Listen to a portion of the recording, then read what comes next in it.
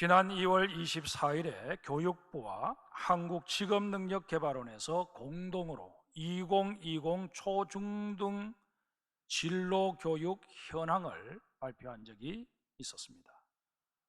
지난해 7월 15일부터 10월 15일까지 3개월간 초중고생 23,223명을 대상으로 온라인 설문조사를 실시했습니다. 그 결과 초등학생, 중학생, 고등학생들이 어떤 직업을 선호하는지 1순위부터 10번째 해당되는 순위까지가 발표되었습니다.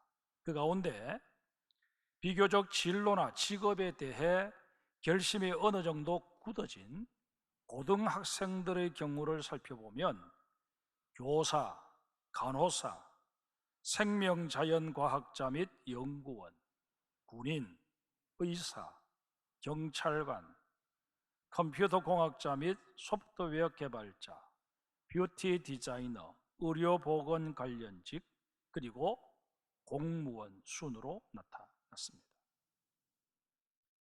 코로나19 바이러스로 인해 온 세계가 몸살을 앓고 있어서 그런지 몰라도 우리 아이들이 의사나 간호사, 생명자연과학자 및 연구원, 그리고 의료보건 관련직에 관심을 갖고 거기에 의미를 부여하고 있는 것을 확인할 수 있었습니다. 아이들의 눈에 이런 직업을 가지고 세상을 살아가면 보람되겠다, 그렇게 여겨진 것입니다. 이런 직업군이 수입의 많고 적음을 떠나서 타인의 생명과 건강을 돌보아주는 일과 연관되어 있다는 점에서 우리 자녀들의 직업의식이 상당히 고무적이라 그렇게 여겨집니다. 그런데 여러분, 우리는 여느 세상 사람들과 다르지 않습니까? 우리는 그리스도인들 아닙니까?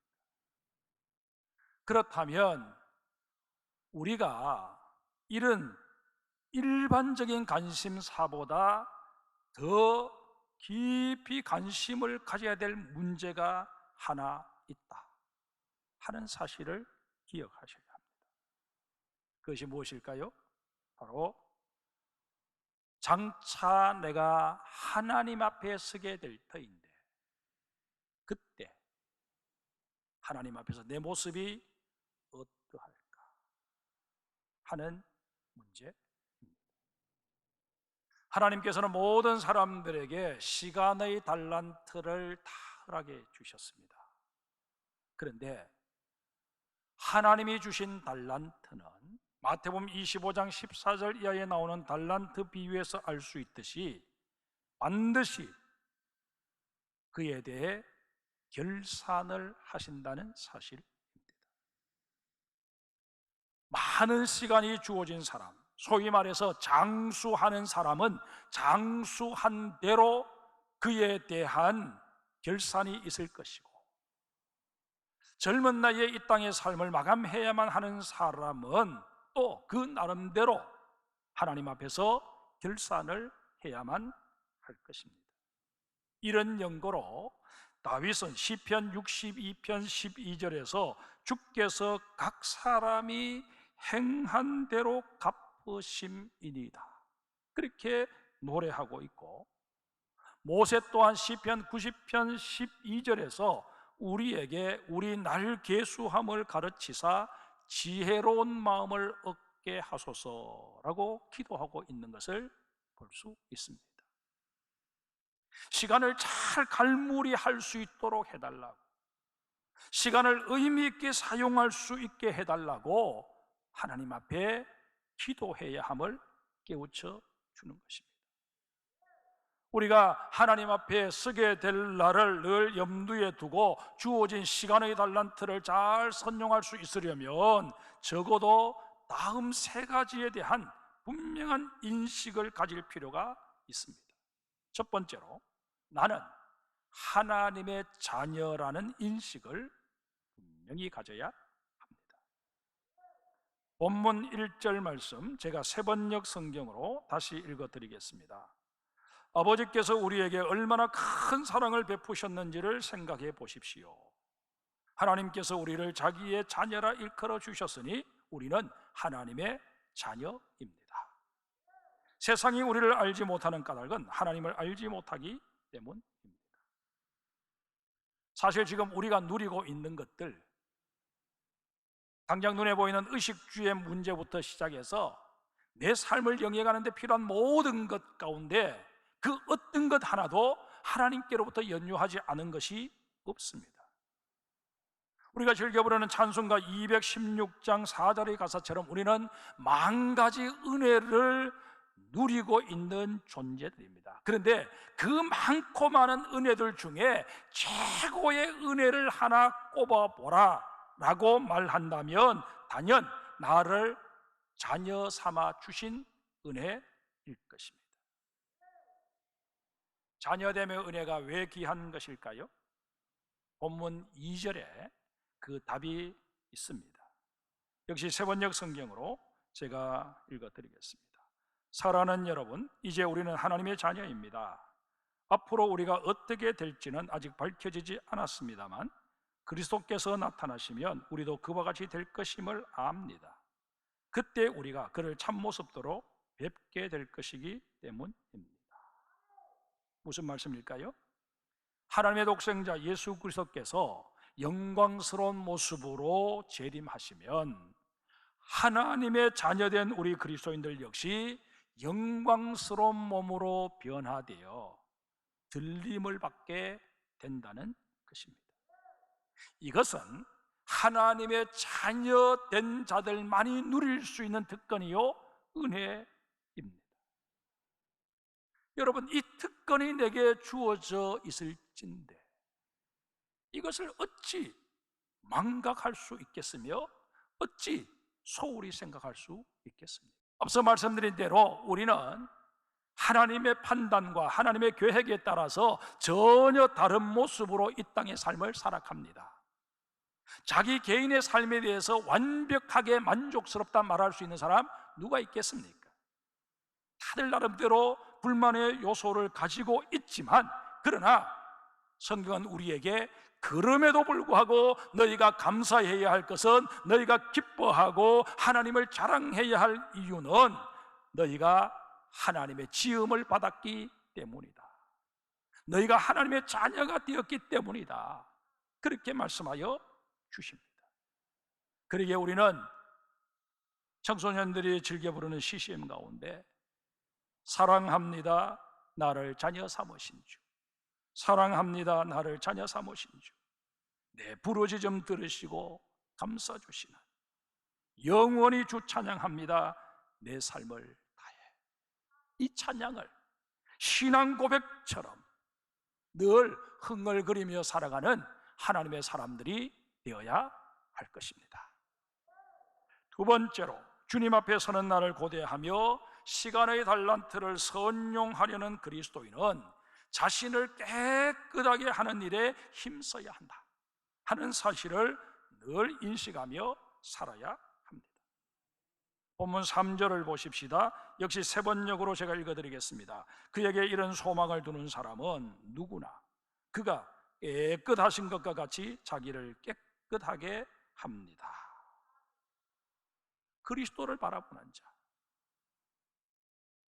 그리스도가 내 삶의 표대라고 생각하는 사람, 그런 사람은 우리 주님이 이 땅에서 온전히 정결하셨듯이 자신의 삶도 완듯하게 꾸려가고자 애쓰게 되어 있다는 것입니다. 로마서 5장 17절에 보면 한 사람의 범죄로 말미암아 사망이 그 한 사람을 통하여 왕노릇하였다 진술하고 있습니다. 우리가 인정하든 인정하지 않든 간에 우리 속에는 죄악의 쓴뿌리가 다 자리하고 있습니다. 그래서 내게 마귀가 미혹을 해오면 내 속에 있는 그 죄의 쓴뿌리, 죄의 요소가 반응을 하기 시작합니다. 그래서 원하는 선은 행치 못하고 원치 아니하는 악을 행하는 나 자신을 문득문득 깨닫고 나도 놀랄 때가 없지 않아 있다는 것입니다. 바울도 여기에는 예외가 아니었습니다. 그래서 그는 로마서 7장 24절에서 오호라 나는 공고한 사람이로다 이 사막의 몸에서 누가 나를 건져내랴 장탄식을 합니다. 여러분, 이게 인간의 실존입니다. 이런 까닭에 우리 인간에 대한 성경의 진술은 그렇게 아름답지를 못합니다. 한번 확인해 보실까요? 로마서 3장 10절 이하의 말씀입니다. 기록된 바 의인은 없나니 하나도 없으며 깨닫는 자도 없고 하나님을 찾는 자도 없고 다 치우쳐 무익하게 되고 선을 행하는 자는 없나니 하나도 없도다. 그들의 목구멍은 열린 무덤이요 그 혀로는 속임을 일삼으며 그 입술에는 독사의 독이 있고 그 입에는 저주와 악독이 가득하고 그 발은 피 흘리는데 빠른지라. 파멸과 고생이 그 길에 있어 평강의 길을 알지 못하였고 그들의 눈앞에 하나님을 두려워함이 없느니라 함과 같으니라. 우리 인간이 직면해 있는 총체적인 난맥상을 여지없이 보여주고 있습니다. 나치 정권에 항거하다가 순교한 디트리드 보네퍼 목사를 여러분 기억하실 것입니다. 그가 우리에게 남긴 주옥 같은 말들 가운데 하나가 하나님의 은혜를 시장에서 팔리는 싸구려 물건으로 취급하는 어리석음을 범치 말라는 것이었습니다. 하나님의 은혜를 싸구려로 취급하는 이 일은 하나님을 슬프게 할 뿐만 아니라 은혜를 받아야 할 당사자인 우리들도 불행하게 만들어 버린다는 사실 유념해야 할 것입니다. 우리 한번 생각해 보십시다. 우리의 죄가 용서받고 구원받는 자의 반열에 설 수 있으려면 거기에는 반드시 대가가 지불되어야 합니다. 우리를 위해 하나님 어떤 대가를 지불하셨습니까? 독생자 예수 그리스도를 십자가에 못 박으셔서 그분으로 하여금 보혈을 다 쏟게 하셨습니다. 그 보혈이 흘러 우리를 덮어버림으로 우리의 죄가 가려지게 되면서 우리는 구원의 은총을 누리게 된 것입니다. 여러분과 제가 구원받은 것, 이런 엄청난 대가가 지불된 결과입니다. 그런데 우리가 하나님의 이런 구원의 은혜를 값싸게 여겨버린다는 것이 무슨 의미입니까? 우리 주님의 그 보혈의 값어치를 하찮게 여겨버린다는 것입니다. 언제든지 망각해버리고 언제든지 무시해버릴 수 있는 그 정도 수준으로 우리가 받아들여버리는 것을 의미합니다. 아닙니다. 주님의 보혈은 정말 세상 그 무엇과도 바꿀 수 없는 것입니다. 성경에 보면 우리 인간들을 향해서 천하보다 귀하다 그렇게 말씀하시며 이런 우리이기 때문에 내가 독생자를 너에게 보내서 그를 십자가에 매달고 대신 너에게 생명을 주겠다 그렇게 하나님 말씀하시는 것을 우리가 듣게 됩니다. 그렇다면 여러분, 우리가 또 세상을 살아가면서 죄 지을 수밖에 없는 그런 상황에 노출될 수 있지 않겠습니까? 지금 내 앞에 내가 범해야 될 죄가 기다리고 있습니다. 그럴 때 여러분 어떻게 하시렵니까? 지난번에도 똑같은 잘못 저질렀는데 그러면서 여러분 별 갈등 없이 그 일을 또 행하시렵니까? 그럴 수는 없잖아요. 정말 우리가 잘못된 행동을 하기 이전에 내가 이렇게 행동하면 또다시 우리 주님 십자가에 못 박히셔야 되고 나를 위해 또다시 모든 보혈 흘리셔야 되는데 그래도 좋단 말인가 하는 이 질문 한 번 정도는 던져보시고 그리고 여러분이 행할 그 잘못을 행하시든지 말든지 결정해야 할 것 아니겠습니까? 적어도 여러분과 제가 그리스도인이라면 이 정도의 생각 정도는 하고 살아야 하지 않겠느냐 하는 것입니다. 여러분, 내가 어떤 행동을 하기 전에 나를 위해 엄청난 대가를 치르신 그 주님을 생각할 수만 있다면 지금보다 우리의 신앙생활은 훨씬 더 반듯하여질 것입니다. 세상 사람들이 우리를 볼 때 참 그리스도인답다, 너에게서 내가 예수의 모습을 본다, 그런 이야기들을 해주지 않겠습니까? 이런 삶을 소망하는 우리 모두가 되어야 할 것입니다. 세 번째로, 주님과의 만남을 고대하며 시간의 달란트를 선용하고자 하는 자는 그리스도 안에 거하기를 기뻐하고 즐거워해야 합니다. 본문 6절을 보십시다. 역시 세번역 성경으로 제가 읽어드리겠습니다. 그러므로 그리스도 안에 머물러 있는 사람마다 죄를 짓지 않습니다. 죄를 짓는 사람마다 그를 보지도 못한 사람이고 알지도 못한 사람입니다. 여러분, 그리스도 안에 머물러 있는 사람마다 죄를 짓지 아니한다, 이 구절을 지금 접하면서 무슨 생각이 드십니까? 나는 지난 한 주간을 또 살아오면서 이런저런 죄를 저질렀는데 그리스도 안에 머물러 있는 사람은 죄를 짓지 아니한다, 이렇게 말씀하시니, 그러면 적어도 지난 한 주간 나는 그리스도 안에 머물지 않았다는 말인가? 또 더 거슬러 올라가서 내가 계속해서 죄를 이렇게 반복해서 지으며 이제까지 살아왔는데, 그렇다면 나의 신앙은 뭐란 말이냐? 이제까지 내가 열심히 성경 공부하고 성경 읽고 설교 듣고 해왔던 것은 또 무슨 의미를 갖는단 말인가?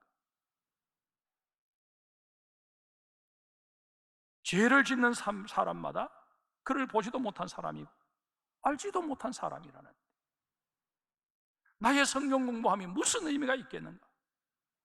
이런 의구심이 드는 게 정상 아니겠습니까? 그러나 여러분, 사실 이 6절은 난해한 구절인 만큼 그 해석도 아주 다양합니다. 성 어거스틴 같은 경우는 본문에서 말하는 죄는 형제를 사랑하지 않는 죄에 국한된 것이다.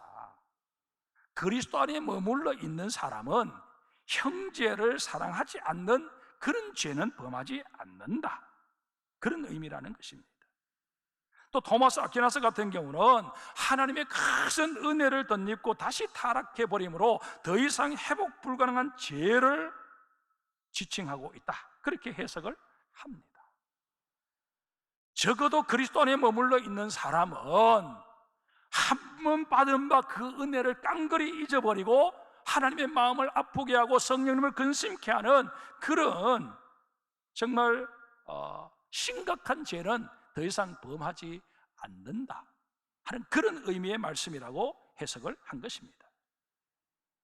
그런가 하면 종교개혁학자 존 켈빈은 성도는 죄를 짓지 않아야 한다는 이상적인 수준, 기준을 제시하고 있는 구절일 뿐이다, 그렇게 해석을 합니다. 하지만 비교적 많은 학자들의 지지를 받고 있는 해석은 그리스도 안에 거하고 있는 자라 할지라도 죄를 지을 수밖에 없는 불완전함이 있지만 그리스도의 영이신 성령님께서 함께 하심으로 동일한 죄를 지속적으로 습관적으로 짓지 않도록 도우신다 하는 해석입니다. 자, 그러면 여러분, 그리스도 안에 머물러 있는 사람마다 죄를 짓지 아니한다 하는 이 구절이 무슨 의미냐? 적어도 여러분과 제가 그리스도 안에 머물러 있으면 어떤 죄를 전혀 의식 없이 그냥 짓고 오늘 짓고 내일 짓고 모레 짓고 그런 식으로 인생을 살아서 그 죄가 내 인생의 습관처럼 되어버리도록 만들지는 않는다는 그런 의미의 말씀입니다. 여러분, 내가 어떤 잘못을 저질렀을 때 그 잘못이 잊혀지지 않고 순간순간 자꾸 떠올라서 내 마음에 불편함이 지속되어진다면 그게 바로 하나님의 은혜인 줄 아시기를 바랍니다. 성령님께서 우리 죄를 계속해서 들추어내셔서 나로 하여금 그 죄의 문제를 해결하도록 만드시고자 지금 작업하고 계시는 것입니다. 이것은 우리가 길을 걷다가 신발 안에 돌 조각이 들어왔을 때 느끼게 되는 불편함과 유사합니다. 신발 안에 들어온 그 돌 조각, 여러분 어떻게 해결하십니까? 신발 벗어서 털어버림으로 해결합니다. 그 신발 안에 들어온 돌 조각에 대해서 여러분 미련 갖고 이거 아까워서 어떻게 버리나? 이거 버릴 때 다른 사람이 보면 창피해서 어쩌나? 그런 생각 가지십니까? 아니잖아요. 마찬가지로 성령님께서 우리 마음속에 이것은 너에게 있어서는 아니 될 거야, 버려야 돼, 그렇게 말씀을 하시면 우리는 내 마음을 뒤집어 털어야 합니다. 이것을 일컬어 우리는 회개라고 말하지 않습니까? 보선목 뒤집듯 하나님 앞에서 우리의 죄를 토설하면 좋으신 하나님 우리의 죄를 동이 서에서 먼 것처럼 멀리하여 주시겠다고 약속하십니다. 그리고 주님 주시는 평안으로 다시금 우리를 채워주시겠다고 약속하십니다. 여러분, 죄에 대해서 민감하게 반응할 수 있는 하나님의 사람들이 되시기를 바랍니다. 죄의 문제를 끊임없이 해결해감으로 말미암아 나의 연약함 때문에 어쩔 수 없이 죄 지을 수밖에 없다 할지라도 그 죄를 끌어안고 내 삶의 습관이 되도록 만들어버리는 그런 어리석음은 적어도 범하지 말아야 할 것입니다. 그런데 여러분, 우리로 하여금 그리스도 안에 거하지 못하도록 만드는 것이 우리가 저지른 죄만이 아님을 또한 깨닫게 됩니다. 요한이 이 편지를 쓸 당시 교회들마다 영지주의라는 이단에 시달리고 있었습니다. 영지주의는 육체와 영혼은 분리되어 있다. 그래서 육체가 죄를 지어도 영혼에는 전혀 영향을 끼치지 못한다. 구원을 얻는 것은 우리의 영혼이기 때문에 우리 육신들이 죄 짓는 것 아무 상관없다, 그렇게 가르쳤습니다. 이것은 성경의 가르침에 정면으로 위배되는 내용이었습니다. 성경은 우리의 영과 육이 분리되었다고 말씀하지 않습니다. 편의상 영을 구분해서 또 육을 구분해서 그렇게 설명은 합니다만은, 그러나 궁극적으로는 이 영과 육은 둘이 아니라 하나로 묶여져 있습니다. 성경의 인간관은 전인, 홀 펄슨입니다. 한 몸이라는 것입니다. 뭐 따로 국밥처럼 영혼 따로 육체 따로라는 것은 있을 수 없는 논리입니다. 우리는 성경에 위배된 가르침, 곧 이단 사설에 미혹되지 않도록 늘 경계심을 가져야 합니다. 제가 기회 있을 때마다 말씀을 드리곤 합니다마는 교회 밖에서 행해지는 검증되지 않은 성경 공부에는 여러분 참여하는 것을 자제하셔야 합니다. 정말 내가 저 성경 공부반에는 꼭 참여하고 싶다면 교역자들에게 이 성경 공부가 어떠한 것인지 먼저 문의를 해보시기를 바랍니다. 교역자들이 거기에 대해서 정확한 정보를 가지고 있지 못하면 어떻게 해서라도 알아서 여러분들을 안내해 드릴 것입니다. 이 절차를 반드시 밟으셔야 합니다. 여러분, 천하보다 귀한 내 영혼 아닙니까? 이런 내 영혼에게 우리가 생각 없이 불량식품 계속 제공하고 심지어 독초를 먹이는, 그래서 내 영혼을 만신창이 되도록 만들어버리는 이런 어리석음을 범해서야 되겠느냐 하는 것입니다. 이제 우리의 남은 생, 한 사람의 그리스도인으로서 그리스도 안에 머물기를 즐거워하십시다. 주께서 피로 값주고 세우신 이 땅의 건강한 신학관과 신앙을 가지고 있는 교회 안에 머물며 신앙생활 하는 것을 기뻐할 수 있는 성도들이 되십시다. 성경을 읽어도 제대로 읽고 말씀을 들어도 제대로 말씀이 해석되어 선포되는 그런 말씀을 들을 수 있는 우리 모두가 되어야 할 것입니다. 그래야 훗날 우리가 주님을 뵙게 되었을 때 그 주님이 내게 낯설지도 않고 어색하지도 않는 그런 은혜로운 경험을 하게 될 것입니다. 우리 장성교회 성도들에게는 이 복과 은혜가 언제나 충만하기를 주의 이름으로 축복합니다.